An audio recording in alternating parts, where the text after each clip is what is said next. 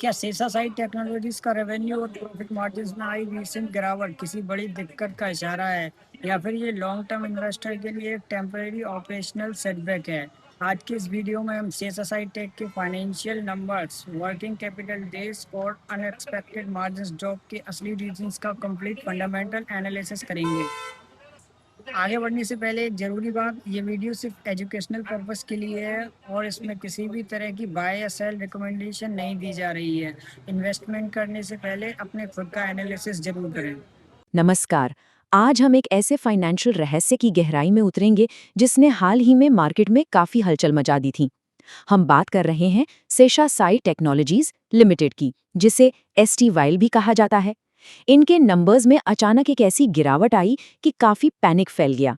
लेकिन क्या सतह के नीचे सच में कुछ और चल रहा है? आइए, आज के इस विश्लेषण में हम इन नंबर्स का डिटेक्टिव की तरह पोस्टमार्टम करते हैं और पता लगाते हैं कि आखिर इस गिरावट के पीछे का सच क्या है। तो मुद्दा ये है, क्या मार्केट का ये डर जायज़ है? क्या ये किसी बड़े स्ट्रक्चरल डीके का संकेत है या फिर सिर्फ एक टेम्पररी तूफान? अब जरा इस अलार्मिंग आंकड़े को देखते हैं। -1.5%। फाइनेंशियल ईयर 26 में इनका कंसोलिडेटेड रेवेन्यू घटकर 14,411.35 मिलियन रुपीस रह गया, यानी पिछले साल के मुकाबले सीधे 1.5% का कॉन्ट्रैक्शन। एक ऐसी कंपनी जो लगातार बढ़ रही थी, उसके रेवेन्यू में अचानक ऐसी सिकुड़न काफी अजीब लगता है ना? ऐसा नंबर किसी को भी परेशान कर सकता है। लेकिन रुकिए, घबराहट सिर्फ रेवेन्यू तक ही सीमित नहीं थी। वर्किंग कैपिटल की जरूरत हाल के पीरियड्स में 53.7 दिन से उछालकर सीधे 108 दिन पर पहुंच गई। मतलब बिजनेस रन करने के लिए जो कैश और इन्वेंट्री का साइकिल होता है, वो लिटरली 2 गुना लंबा हो गया। जब कैश इतने लंबे टाइम तक सिस्टम में फंसा रहे तो ऑब्वियसली एक रेड फ्लैग जैसा लगता है। लेकिन इन सबके पीछे की वजह क्या थी? तो शुरुआत करते हैं हमारे पहले सस्पेक्ट से, द टॉप लाइन ड्रॉप। दरअसल बात यह है कि रेवेन्यू का गिरना कोई परमानेंट मार्केट शेयर लॉस नहीं था। हुआ ये कि BFSI सेक्टर यानी बैंकिंग और फाइनेंस में पैंडेमिक के बाद जो कार्ड इशुएंस की भीड़ आई थी, अब उनके इन्वेंट्री लेवल्स नॉर्मल हो रहे थे। साथ ही कॉर्पोरेट प्रोक्योरमेंट बजट्स में भी थोड़ी देरी देखी गई। और वैसे भी किसी भी साल का पहला क्वार्टर हमेशा एक सीजनल बेसलाइन की तरह काम करता है। नए बजट्स तय होते हैं और असल तेजी तो हमेशा चौथे क्वार्टर में आती है। तो बेसिकली ये कोई स्ट्रक्चरल डीके नहीं, बल्कि एक आम परचेजिंग सीजनैलिटी थी। चलिए अब बढ़ते हैं दूसरे परेशान करने वाले मेट्रिक की तरफ, द मार्जिन स्क्वीज। आखिर लागत इतनी बढ़ी कैसे? इसे एक सिंपल एग्जाम्पल से समझते हैं। सोचिए, एक इंपोर्टेड माइक्रोचिप सफर कर रही है।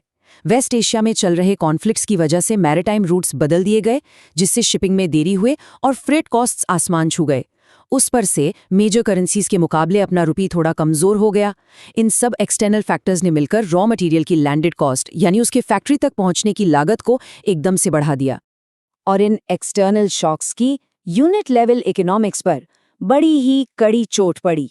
ग्रॉस मार्जिन में सीधे 527 बेसिस पॉइंट्स की गिरावट आई, यानी Q1 FY27 में ग्रॉस मार्जिन पिछले क्वार्टर के मुकाबले लगभग 5.25% गिरकर 41.7% पर आ गया। ये साफ इशारा करता है कि जब ग्लोबल सप्लाई चेन में गड़बड़ी होती है और करेंसी गिरती है, तो इनपुट कॉस्ट इन्फ्लेशन किसी भी कंपनी के मार्जिन्स को कितनी तेजी से खा सकता है। अभी तक तो सब कुछ काफी नेगेटिव साउंड कर रहा है, राइट? लेकिन अब वक्त है एक बड़े प्लॉट ट्विस्ट का, बॉटम लाइन ग्रोथ। यहाँ नंबर्स सच में हैरान करते हैं। एक तरफ ग्रोस मार्जिन में इतना भारी दबाव है और ठीक दूसरी तरफ Q1 FY27 का प्रॉफिट आफ्टर टैक्स यानी शुद्ध मुनाफा पिछले साल के मुकाबले 63.8% बढ़ गया। बिल्कुल अनबिलीवेबल है ना? ये डेटा हमें सिखाता है कि किसी प्रोडक्ट को बनाने की लागत और कंपनी का ओवरऑल मुनाफा, ये दोनों बिल्कुल अलग दिशाओं में जा सकते हैं। लेकिन मार्जिन दबाव के बावजूद मुनाफा इतना ज्यादा आया कहाँ से? जवाब छिपा है इनकी बैलेंस शीट क्लींजर स्ट्रैटेजी में। कंपनी ने यहाँ बहुत स्मार्ट गेम खेला। IPO से मिले लगभग 450 करोड़ रुपए को उन्होंने बैंक का कर्जा अग्रेसिवली चुकाने में लगा दिया। डेट कम हुआ तो सीधी सी बात है, इंटरेस्ट एक्सपेंस या फाइनेंस कॉस्ट अचानक से काफी गिर गया। और यही वो मास्टर स्ट्रोक था जिसने मार्जिन स्क्वीज के बावजूद नेट प्रॉफिट में इतना शानदार उछाल पॉसिबल बनाया। अगर हम इन सारे मैट्रिक्स को एक साथ रखें तो तस्वीर बिल्कुल क्लियर हो जाती है। टॉप लाइन रेवेन्यू भले ही -1.5% गया हो, लेकिन उनकी स्ट्रक्चरल ऑपरेटिंग एफिशिएंसीज के चलते FY26 में EBITDA मार्जिन 204 बेसिस पॉइंट्स बढ़ा और पैट मार्जिन में 146 बेसिस पॉइंट्स का स्पष्ट इजाफा हुआ। ये इस बात का पुख्ता सबूत है कि पिछले साल के मुकाबले कंपनी के कोर ऑपरेशंस कहीं ज्यादा टाइट और प्रॉफिटेबल हुए हैं।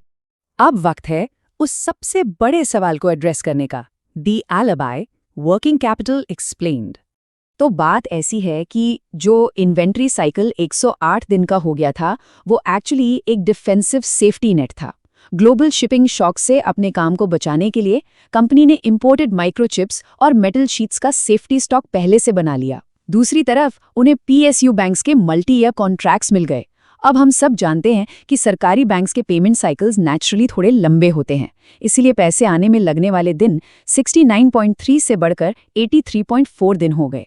तो ये पैसा बर्बाद नहीं हुआ, बल्कि एक लॉन्ग टर्म सिक्योर्ड बिजनेस का एक नेचुरल साइड इफेक्ट था। तो फाइनली आते हैं आज के विश्लेषण के आखिरी पड़ाव पर, the verdict, future proofing. Diversification का सॉलिड नतीजा बिल्कुल सामने है। कंपनी ने खुद को सिर्फ एक सेक्टर पर निर्भर होने से बचा लिया है। नॉन BFSI रेवेन्यू शेयर पर गौर करें तो ये FY26 के 17% से बढ़कर Q1 FY27 में 25% तक पहुंच गया है। BFSI इकोसिस्टम पर डोमिनेंस अभी भी है, लेकिन बिजनेस वर्टिकल्स का ये बदलाव इशारा है कि अब मार्केट के गिरने पर भी उनकी स्टेबिलिटी कहीं ज्यादा स्ट्रांग रहेगी। और ये एक्सपेंशन सच में इम्प्रेसिव है। IoT सेगमेंट की बात करें तो उन्होंने एक मेजर इंडियन फैशन रिटेलर के 19,000 से ज्यादा स्टोर्स के लिए RFID tracking roll out successfully secure किया है। इसके अलावा उन्होंने यूरोप और अफ्रीका को पेमेंट कार्ड्स एक्सपोर्ट करना शुरू कर दिया है, जो उनकी ग्लोबल रीच को बढ़ाता है। वहीं डोमेस्टिक मार्केट में बैंक्स को अब हाई मार्जिन वाले को ब्रांडेड मेटल कार्ड्स पर शिफ्ट किया जा रहा है, जो कॉस्ट इन्फ्लेशन को काफी आसानी से एब्जॉर्ब कर लेते हैं। इन सभी स्ट्रेटेजिक फैसलों का अल्टीमेट रिजल्ट क्या निकला? क्रिसिल ने उनकी long term bank facilities rating को अपग्रेड करके A+ स्टेबल कर दिया है। ये रेटिंग कंपनी की फाइनेंशियल हेल्थ का सबसे बड़ा वैलिडेशन है। और सबसे अच्छी बात यह है कि इस ग्रोथ के बीच भी उनका डेट टू इक्विटी रेशियो अभी भी 0.5x से नीचे है, जिसे प्रैक्टिकली बहुत सेफ माना जाता है। तो इस पूरे डेटा ड्रिवन विश्लेषण को हम एक बेहद ज़रूरी सवाल के साथ ख़त्म करते हैं।